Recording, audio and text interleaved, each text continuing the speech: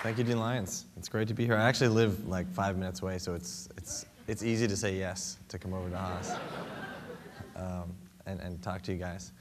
Wow, that was a great introduction. I want to talk about Twitter, but I think maybe I'll talk about a few other things first before I really talk about Twitter, because although Twitter is this great phenomenon, I think a lot of this stuff has been building.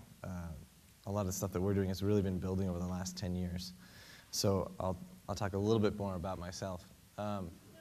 This is my photo from my wedding 2 years ago, and we had just gotten married, and that was the expression on my face, and that's what my wife was doing. I'm not really sure what. Either she's crying, or she's laughing, or she's making a huge mistake. I don't know.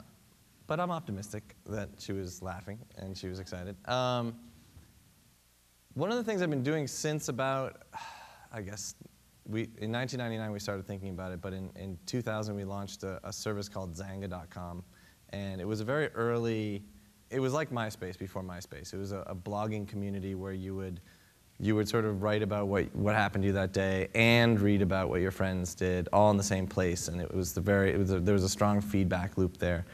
And that was a very fast-growing service, and it was sort of in competition with Blogger, which I ended up leaving Xanga and going on my own for about a year, and then, like Dean Lyons said, went to work at Google on Blogger and helped relaunch that and grow that service.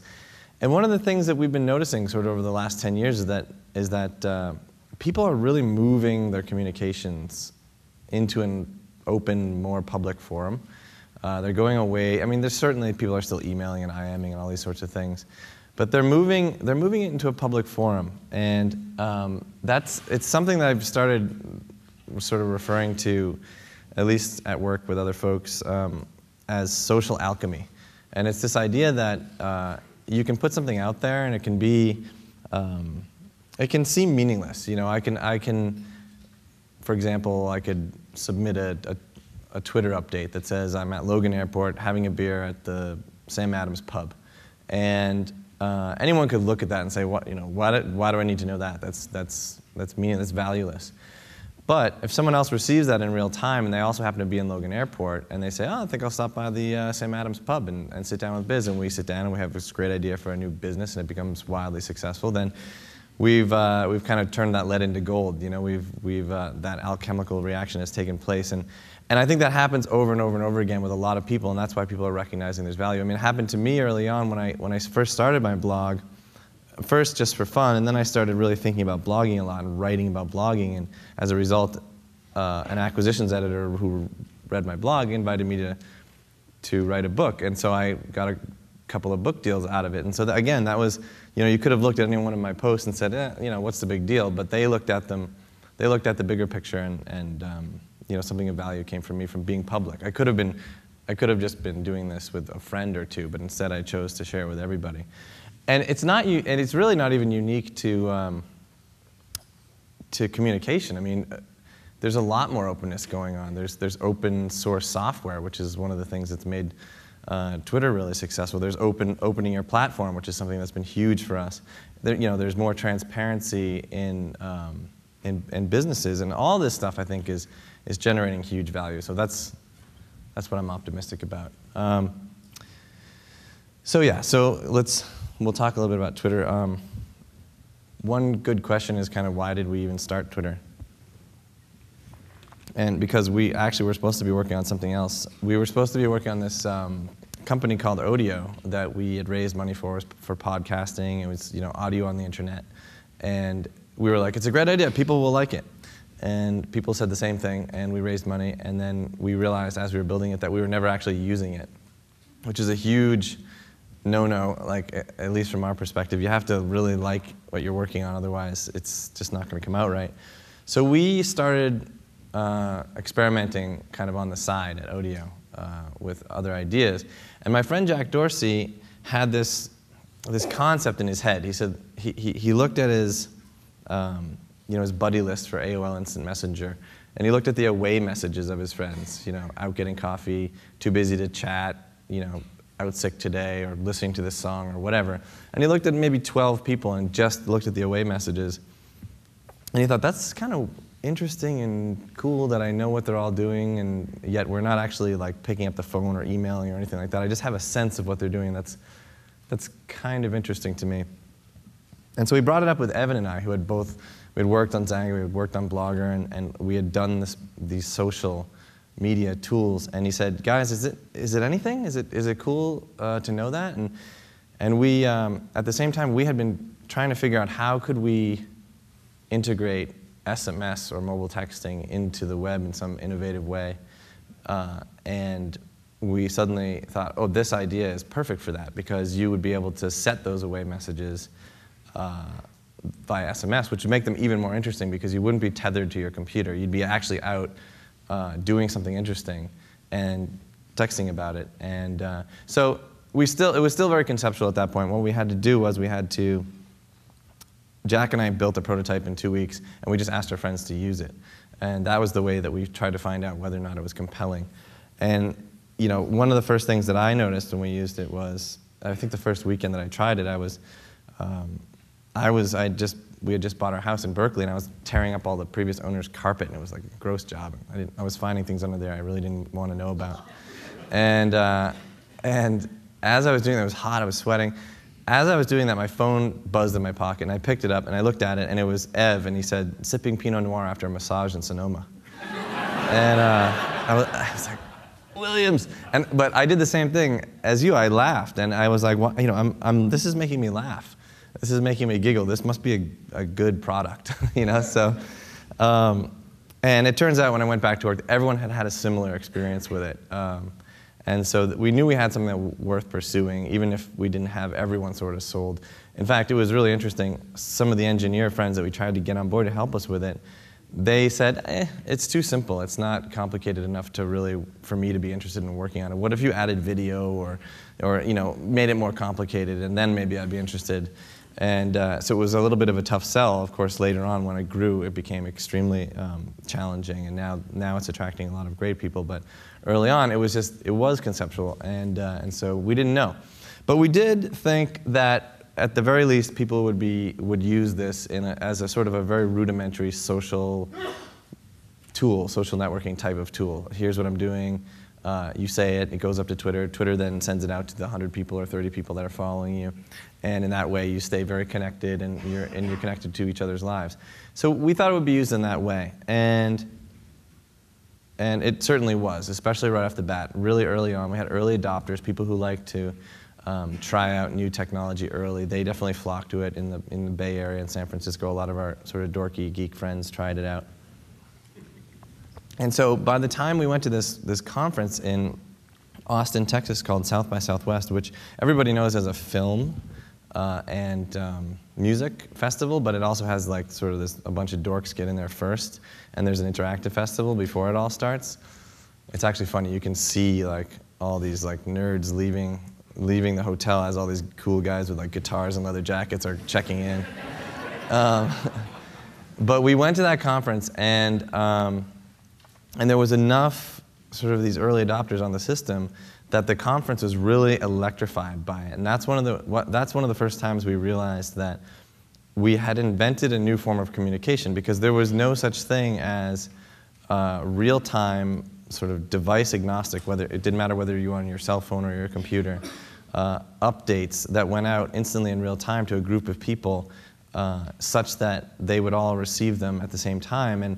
And one of the examples we heard from this was there was a guy, you have all these panels during the day, so of course it was being used for that. And people were saying, I'm in this panel, it's not very interesting, is there another one that's more interesting? And then somebody would send up another update on Twitter like, this one's really good. And so people were kind of, the people in the hallway were like, what's going on? Because people were switching panels, and they were like, what are they doing? And then at night, there was this guy who was at this really crowded pub, and he sent out an update, and I think he had like 100 followers or something, and a good number of them were at least half of them were also at South by Southwest in Austin. And he said, this pub is way too crowded for talking. I'm going to move to this other pub, and he named this other pub on 6th Street. And in the 10 minutes it took him to walk over there, that pub was totally jammed with people waiting outside to get in and everything. And so his plan totally backfired, but what it showed us was, you know, when you do the math, it's like, okay, so he has 50 people that are there, they get the update, and they say, oh, good idea, I'll tell my Twitter friends, and they do the same update to their Twitter friends, and it just multiplies very quickly so that like instantly 800 people show up at this place. And that's when it sort of, you know, struck us that there was this really significant real-time component to it, and the metaphor of kind of a flock of birds moving around an object in flight came to mind. That it looks so choreographed and so perfect and so beautiful, but it's not. It's just rudimentary communication and feedback between individuals that allows them to create that behavior. And that's all Twitter was. It was just like people reacting with these short messages in real time, back and forth, and adjusting accordingly, and then moving as one. And so that gave us a glimpse into, and this photo was something I actually took a picture of. It was like on a wall in a bathroom, and it was hilarious. But that's when we really, we started to realize, okay, this is something new that people can use. And then, and these are just sort of things that happened. There's a lot more than this, but these are things that help kind of define how we saw Twitter evolving. The next was, okay, South by Southwest, it's powerful during events, people can move as one, there's something here. The next thing that happened was we heard about this photojournalism student from here at UC Berkeley who he went to Egypt to photograph activism. He wanted to go and take all these great pictures of activism happening in Egypt. And he kept missing the protests. He kept getting there a little bit late. He was like, damn, I just get here and you know, everyone's already left. So he asked his friends in Egypt, how is it that you guys know like how to coordinate and then where to meet instantly, and how are you sort of ahead of the law in a way, and then suddenly you're disbanded in your way, but you've done the protest. And they said, oh, we use this great thing. It's called Twitter. It's like a, you know, it's great. It's like a free AP newswire type of thing. And what was funny to us was that he discovered it in Egypt instead of here, which is where everyone. And so he was like, all right, I'll get on this thing and see what happens. So he signed up, and he started following people in Egypt as well as people back home, and vice versa. People back home here followed his adventures in Egypt, you know, one tweet at a time, and same thing with his friends in Egypt. And of course, he was totally plugged in, so he was able to get to these protests. He was able, the next protest, he was totally there on time. He was getting these great pictures. The thing was totally going down. And suddenly, he actually told us this really funny story. He said the way that he knew something was about to go down was suddenly there was a very high mustache quotient. He told us that Egyptian police all have mustaches. And like, he was like, wait a minute, there's a lot of mustaches going on right here. Something's about to happen. And sure enough, he was immediately arrested, thrown in the back of a car, and he was like, oh my God, I'm arrested in Egypt, what do I do? And he said, they didn't take my mobile, and he just thought, I'll just Twitter. And he Twittered the word arrested, and that's it. That's all he sent out. And the key was that, you know, he could have decided to email, or he could have decided to text a friend or something, but by sending the word arrested to Twitter, he sent it to the 100 or 200 people or so that were following him all at once. And a good portion of them were back here, you know, at Berkeley, and they had been following his other updates, so that they knew what he was up to. And they said, uh-oh, this is for real. He just got arrested by Egyptian police. So, you know, they called, I don't know, they called their dean, and the dean called the lawyer, and the lawyer called the consulate, and 2 hours later, he sent another tweet. It just said, freed. And, you know, so I'm sure it was a lot scarier for him, but for us, it was like this, wow, you know, this is this great new powerful medium that although people will give us a hard time about the individual, the meaningfulness of the original you know, tweets or bits of information, it was huge for him. One word was huge.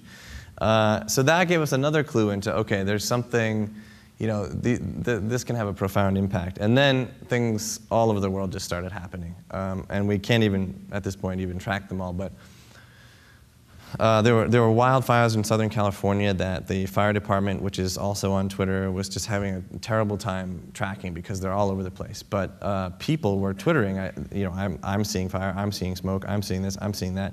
And if you aggregated that, and somebody did, and they actually, there is location data that's associated with many of the Twitter accounts, and you aggregate them, and somebody sort of created a Google map up mash up with maps and Twitter, and you could suddenly see, okay, this is where people are seeing fires, and here's the map. This is where the fires are spreading.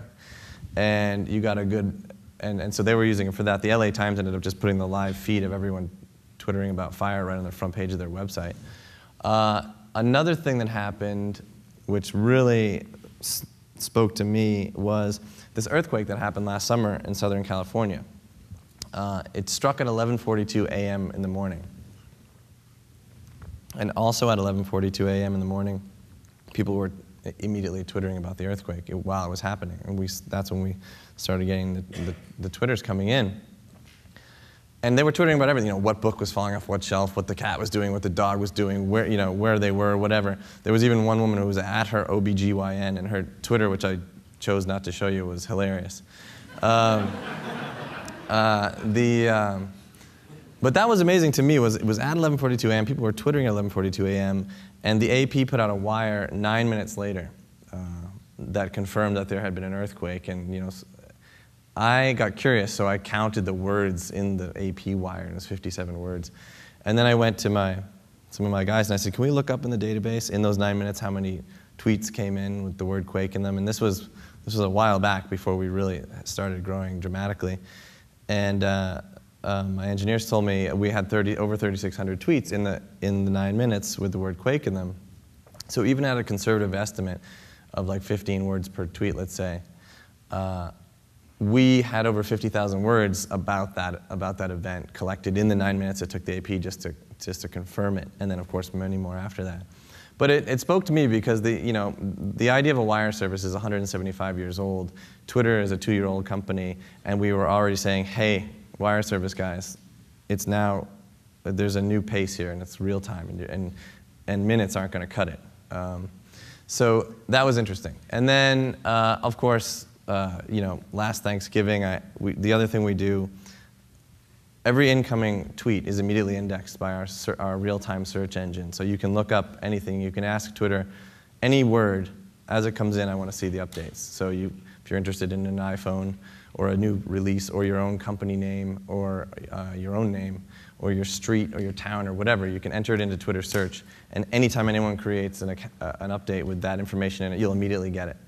And so one of the things we do over all these incoming tweets is we analyze them for sort of velocity of certain terms, and we surface these trends. We call them trends. And we do that every minute. And on Thanksgiving, I saw, of course, Turkey, Thanksgiving, those kind of things were the trends. And then suddenly I saw Mumbai, and I was like, why is Mumbai trending on Thanksgiving? And I clicked on it. Of course, I saw all this craziness. People were at this hotel, and they were twittering from the hotel what was going on and everything. So that was another big thing for us. And then, of course, when this Moldovan revolt sort of was, people used Twitter to help organize it. And I was like listening to the BBC on the way in, hearing about something about the Moldovan revolt. What is this? And I get into the office, and I had all these phone calls from like the Financial Times and New York Times. What is your role in this Moldovan revolt? And I was like, oh my God, what am I going to do with this? Because the government had shut down the internet, and people are like, we don't care if you shut down the internet, we have Twitter. It's its own thing. It works over SMS, and it still gets to where it needs to get to. And so all these types of things really help to illustrate the point. And there was another one last summer, which was a fuel shortage in Atlanta. And people were using Twitter to say, okay, I found a gas station that has gas, and they were putting it up, they were submitting it to Twitter, and they were including the keyword ATL, GAS, Atlanta Gas, in the updates when they would find a gas station. And that was helping other people track, using search, track where the gas was. So people were helping each other find the fuel. And all of these things together, really, a friend of mine asked me a couple months ago, what do you hope that people will say about Twitter 5 to 10 years from now? And the first thing that came to my mind was that they won't consider it a triumph of technology, that they'll consider it a triumph of humanity. It'll be something that came about that people used to become smarter, better, more compassionate, all the rest of it. And that's what we'll be ultimately about, and that'll be our sort of mission that we'll hope to achieve. So switching gears a little bit into other things that we started seeing happen that were completely unexpected and awesome, which was organizations taking to Twitter. So we realized that it's not just about people necessarily. There's a lot of different ways that Twitter could be used. And one of the first accounts that really showed that was NASA JPL creating an account for the Mars Phoenix lander. This woman named Veronica McGregor runs communications for JPL. And she, it was funny because they're traditionally so staid with their communications. You know, they'll get, the scientists will get the science, they'll vet it, they'll send it off to PR. PR will look through it, PR will put out a press release, and then the press release will go out like sort of 2 weeks later, and it'll be this dry press release to the American public. And it's okay. And then they got blogs, but they decided to just, we'll do the same process for the blog posts. And they were sending this lander to Mars, and you know, these missions are these big, expensive missions to send these little guys all the way to Mars, and any one thing goes wrong, and the whole thing is over, it's exploded, it's done. And so she thought, wouldn't it be fun if, for the really hardcore space geeks, if we Twittered sort of every key moment as it got close to the planet's surface, like, okay, you know, parachute deployed, worked, landing gears out, thrusters worked, you know, all that stuff, and she would Twitter it. And she thought, how am I going to fit this in 140 characters or less? And she decided she would Twitter as the robot, so she would anthropomorphize this little guy and say, like, my parachute's out, you know? And this was at the same time that Pixar was promoting Wall-E. And it was just like this, she hadn't really planned this all out. And she even said, she went to her bosses and she was like, look, I'm just going to do this stupid Twitter thing. It's like 140 characters, whatever. We don't need to go through the usual vetting process of all that stuff, right? And he was like, yeah, go ahead, it's a dumb thing. But that little conversation completely changed the way that NASA communicated to the American public forever, because what this thing did was it landed on the surface of Mars, and the first thing it did was it took a photo of its own landing gear to make sure it was looking good, and they saw that they had landed on a huge block of ice, and that's why they called that spot Holy Cow, but I would have called it something else. Anyways, the point was we were getting the science as it was coming in. Sure, yeah, we were sharing the same 15-minute delay from the signal from Mars, but we learned via Twitter that water ice was confirmed on Mars. At the same time, the scientists at JPL were all like whooping and yelling and screaming with happiness. So it was really exciting, and this older reporter actually called me to talk to me about it, and he said that it was really reminiscent, this shared event even though it was Twitter and it was just these text messages, really reminded him of sort of the moon landing. People gathered outside of the television stores with all the TVs facing out, watching together as we landed on the moon, which is nice of him to say. I don't know if it's that big a deal, but it was really cool. And now NASA has like an account for every single one of their mission critical projects that they're doing. And that account was massively successful. Veronica actually told us she created the account for the hardcore geeks, and she was going to stop doing it once it landed. She went to bed, and she woke up the next day, and there was like 50,000 people following the account. And she told us all she could think was, oh God, there goes my summer, because she's going to have to be Twittering like everything all the time. The other funny thing was that eventually this thing had to die because it ran out of, winter was coming to Mars and it's solar powered. And it was like this huge, horrible like outpouring of grief. She was like, I'm dying now, And everyone was like, oh my God, no, they're like, we gotta send people up to save it. But nevertheless, it was really successful, and it really painted a picture for us of ways that Twitter could be used. And that sort of paved the way for not just organizations like NASA, which is a government organization, but all these businesses took to Twitter pretty fast. And we were really surprised because we thought they would jump on there and they would just sort of pump out deals or just link their accounts to their existing websites or something and not do anything interesting. But instead, they started doing this, the big businesses especially, like the Comcast, and Comcast was a great early example. They began using it as like a hybrid between customer service and marketing, kind of subscribing to this idea that every time you get to interact with a customer, it's a marketing opportunity. Whether they're calling because they're pissed off because the thing was like smashed when they got it, it doesn't matter because you're talking to the customer. That's a great marketing opportunity. So Comcast was one of the first people to jump on there, and they really surprised us because we have this real-time search, and someone at Comcast was just monitoring it. They put in the word Comcast, and they were just waiting to see what people would say. And this really popular blogger who holds a lot of influence on the web, his Comcast went down, and he went on Twitter, and he said, oh, my Comcast is down again. I hate Comcast. I'm going to write a blog post tonight. I'm going to publish it tomorrow morning. It's going to be about how Comcast is the worst ever, and it's going to be the #1 Google search result for years to come, and all this stuff. He wrote it on Twitter. And the Comcast guys saw that, and they replied to him like within a couple of minutes, and they said, hey, what seems to be the problem? Maybe we should send a van over to your house. And he was like, what? And then so within 30 minutes, they had a van over to his house, fixed his cable, and the next day, the blog post that he wrote was, Comcast has the best customer service in the world. And so we were like, wow, this is pretty powerful for companies. And so there's a lot of companies who use it now, and they do this kind of hybrid.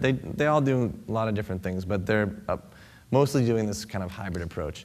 Another thing that's really interesting to us is all of the really small businesses that are using Twitter. A couple of weeks ago, I was in a bakery in New York City, and I saw that they said, follow us on Twitter, and we'll tell you when the cookies come out warm from the oven. And it's such a simple thing, because for them, if 20 more people come in and buy the cookies that afternoon, that's all they need. We sold all of our cookies today. That's awesome, right? And we've heard all these little success stories. There's a pie company in San Francisco called Mission Pie, and they were having a little bit of a problem because their pies are awesome, and they make them only out of fresh ingredients, whatever they get from the farm, whatever's fresh. And people would go in, and they would buy this great, apple pie, and then they go back the next week, and they'd be like, I want another apple pie, and they said, well, we don't have apple pies because it's cherry pie today. And they were like, all right, whatever, and they would leave. But they switched it around, and they said, okay, follow us on Twitter, and we'll send out the awesome pie that we have today. And what happened was the opposite. People weren't even thinking about pie, and then they got a message, and they're like, oh, cherry pie, we should get a cherry pie.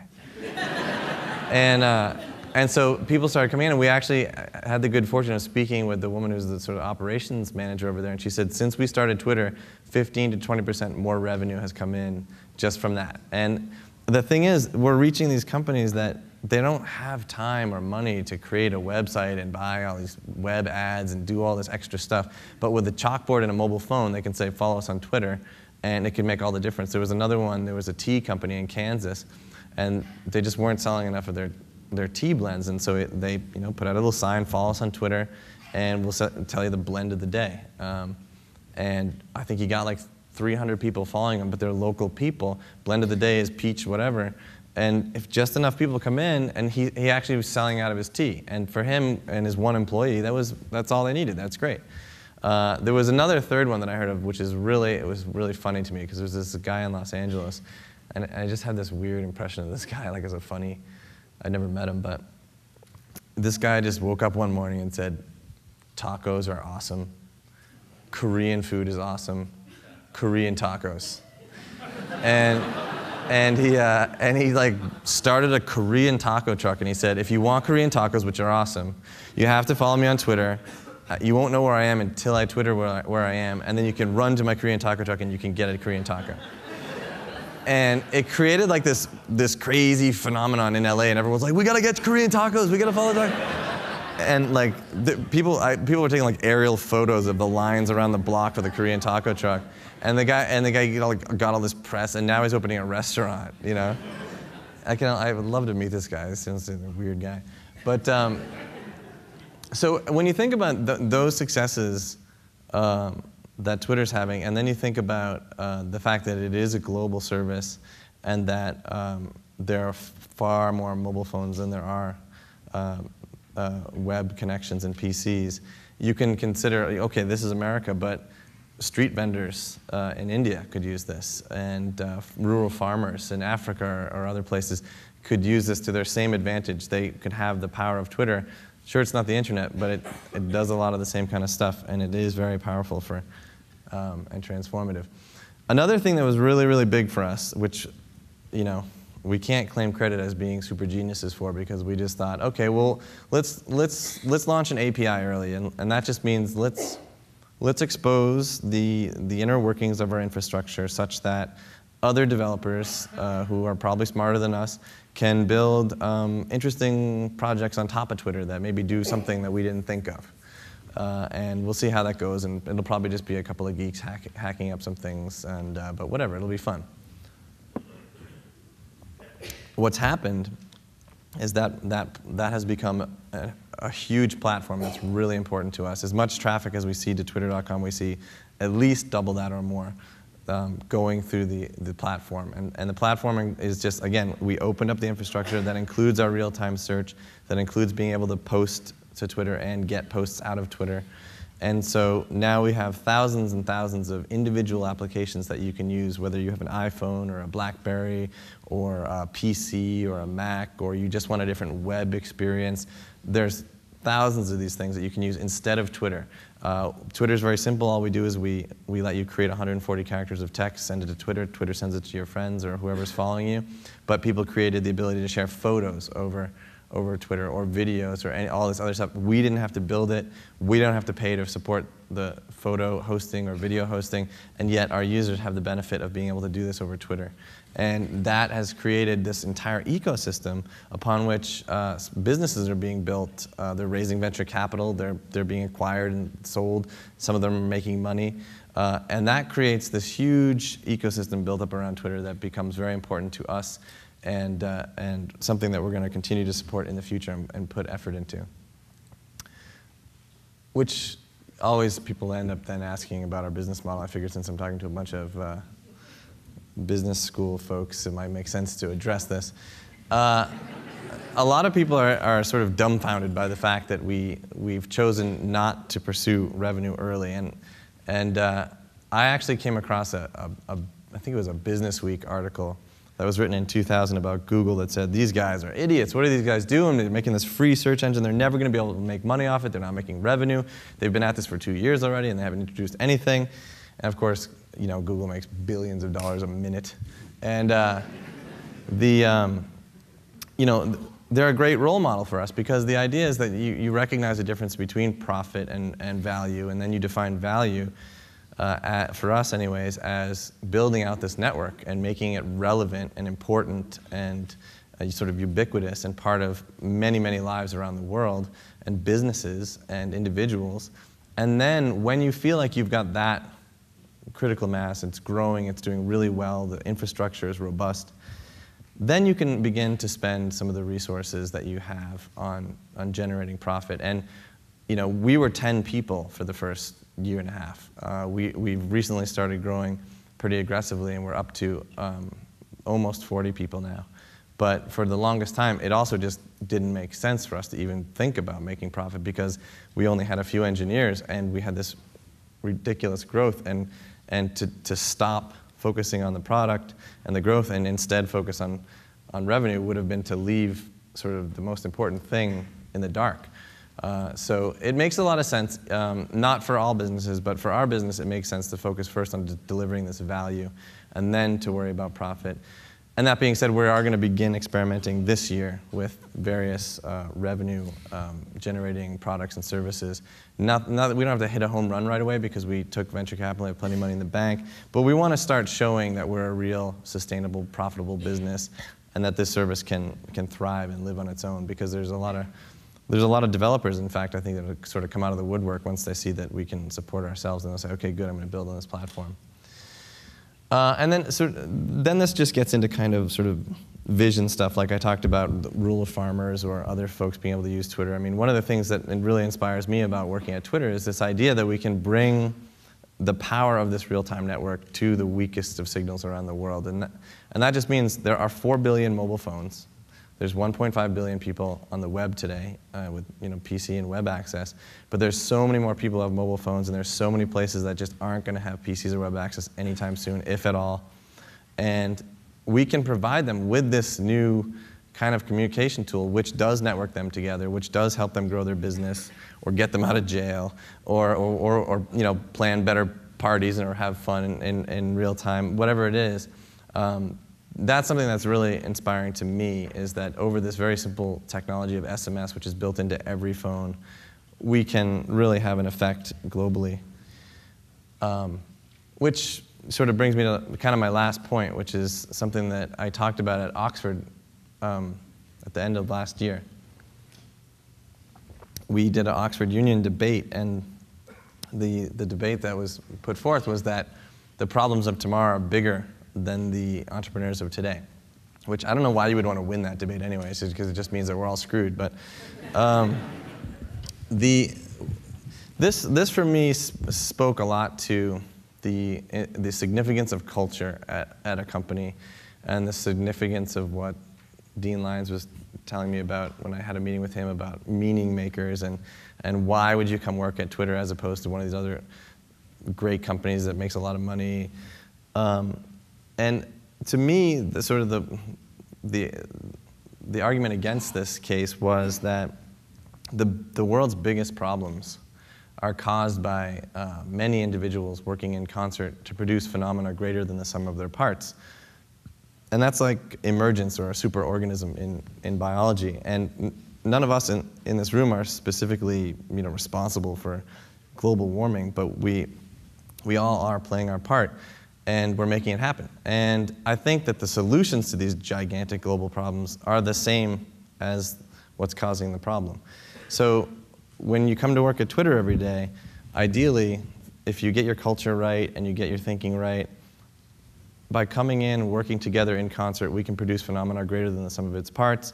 And then when you think about this sort of ethos in the Bay Area of companies like ours, opening up the technology and the infrastructure, and sharing a lot of what they do, open sourcing their software, then you can think of, okay, Twitter is a superorganism, Google's a superorganism, Facebook's a superorganism. They're all working together to create this even bigger superorganism, and maybe we really can actually have an impact on a global scale. And that's the positivity, that's the optimist in me, if not in my wife. And we won, so we won. We killed at Oxford Union. We beat the Oxford guys, which was awesome. And I think that's pretty much it. Yeah, that's all I got so far, but I'd be willing to do questions if there's time.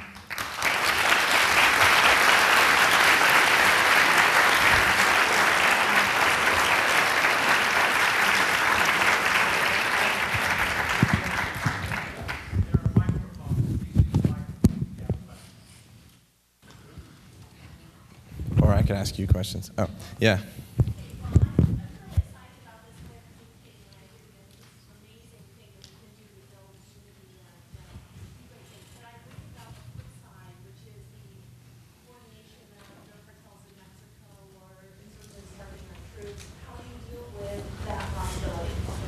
So the question was, how do we deal with drug cartels and others organizing over Twitter and using it for evil things? Well, the way that I think about that is that both bad guys and good guys can use the tools that we create, whether it's airplanes, phones, the internet, whatever it is.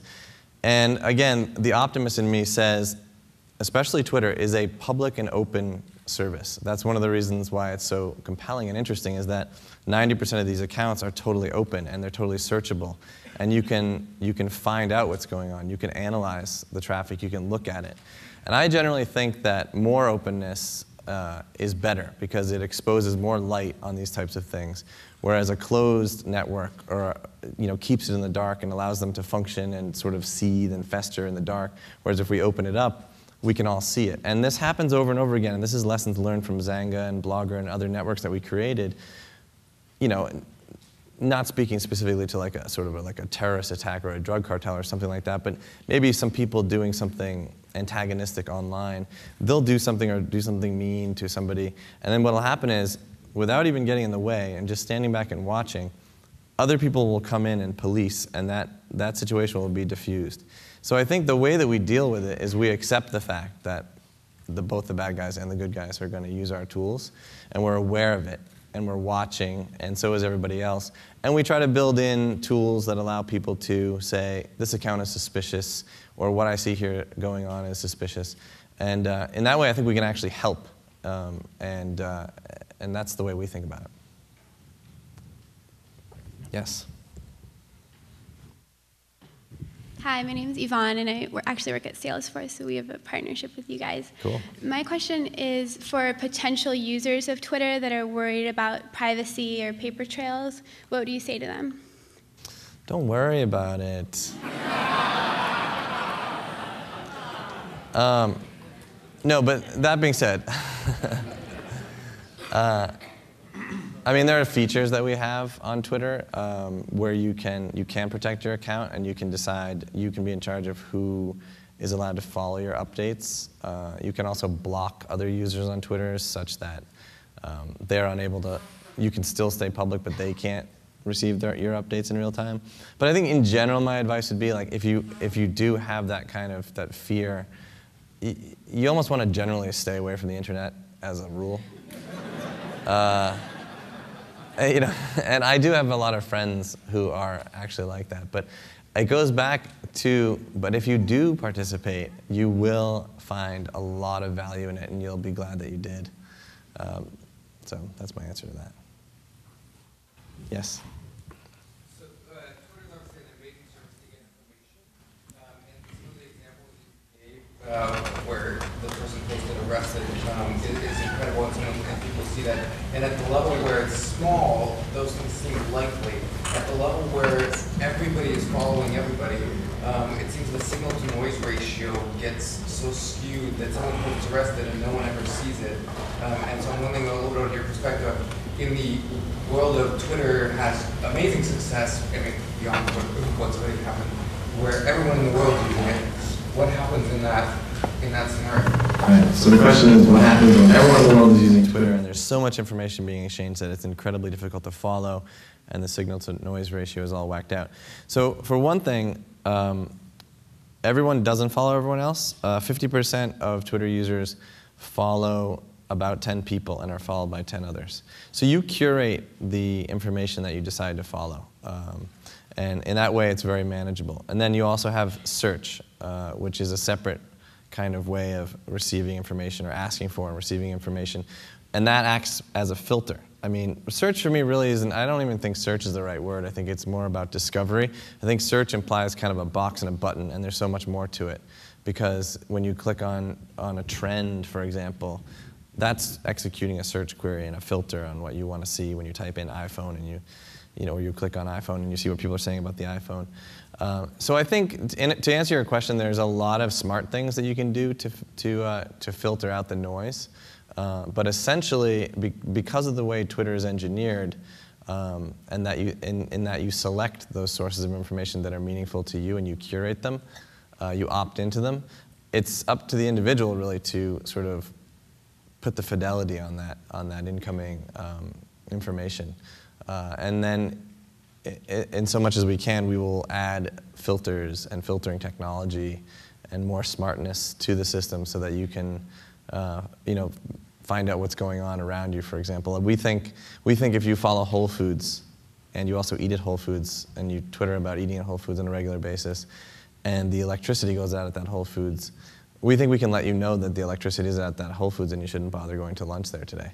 So we think that there's smart things that we can do using the technology based on location and filtering to really minimize that sort of information overload idea. Two more questions, right in front. I think when I think about this technology, one is that it's going to change the way we communicate, and the second thing that I think is around branding, right? This would be a great platform for people to try to get into the minds of the consumer. That's why more and more is happening, and that's where the people that at the start level people that can try to do purity of the platform. So what do you think about branding? So the question is, what do we think about branding and opening up the platform to basically commercial usage of the system such that people can learn more about their customers, interact with their customers? We love it. We think it's great. I mean, in fact, that's one of the areas where we're going to first approach monetization this year, is that we are seeing all this usage by Whole Foods, Comcast, JetBlue. All these big companies are using Twitter to monitor mentions of their brands, engage with customers, figure out what are people saying. It's amazing when you type in Starbucks to Twitter search. Every Twitter sounds like an ad. It's like, enjoy my mint frappuccino, so good. And so, I mean, and that, well, obviously it's not always going to be good, but I mean, I think what we can do for those And the other thing that's really important to remember is that Starbucks and Whole Foods and all these other companies have thousands and thousands of people who have decided they want this information. It's not like they're emailing them out and you never asked to be on this email. You click the follow button, which is just as easy to click unfollow on. And you said, I want this information from Dunkin' Donuts or JetBlue or whatever.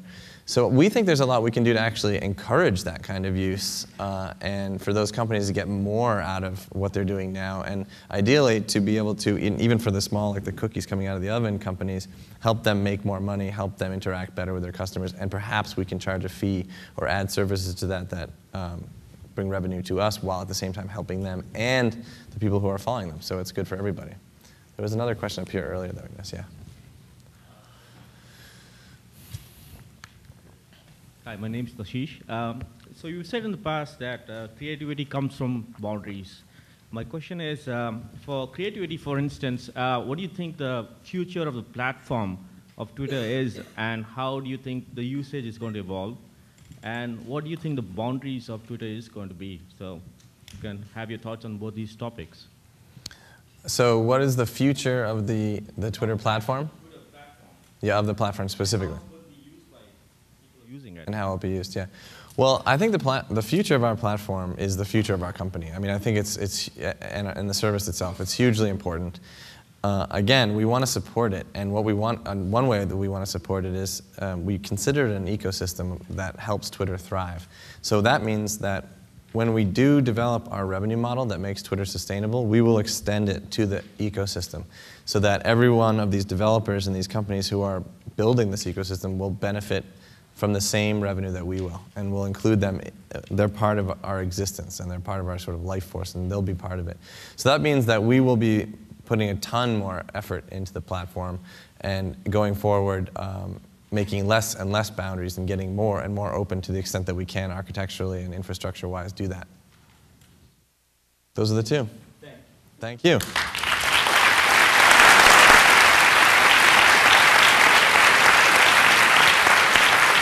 Thanks, Tim.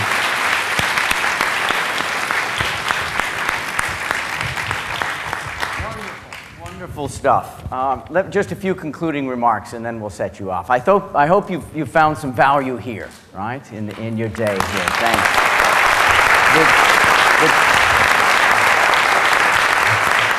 There's a very large team, most of whom you know the group, our alumni relations team, and look, there's so many people I could mention. I thank them. They were the ones that really put this together. It's absolutely fantastic. And then a session like this, many of you, I know several of you were not in the marketing session, Rashi Glazer, before this, but many of you were.